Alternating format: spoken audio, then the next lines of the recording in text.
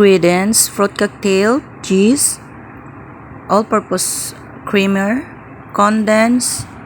I-separate na ang fruit cocktail sa kanyang syrup. I-drain po siya. Tapos ni-slice na ni Kuya Dale ang cheese.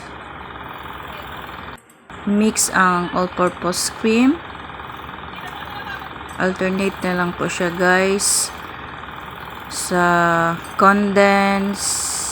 Pagkatapos yung all-purpose cream na 1:2 ito, guys. 1 can ng condense, dalawang tetra pack yung all-purpose cream para hindi siya masyadong matamis. Pwede rin 3, kayo nang bahala.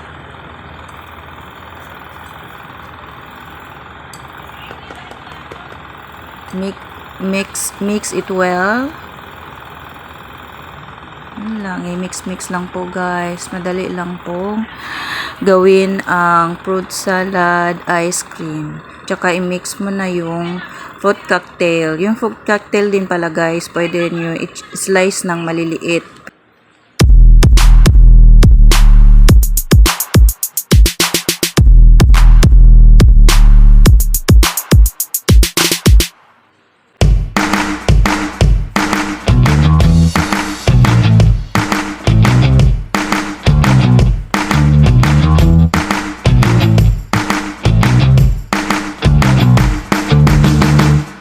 Tapos na po siya, guys. Ilagay na siya sa lagayan na medyo manipis at ilagay sa freezer. Pwede sa lang siya na sa medium lang siya ilagay. Tapos pwede na siya kinabukasan or after 5 hours kung nagiging na siya frozen.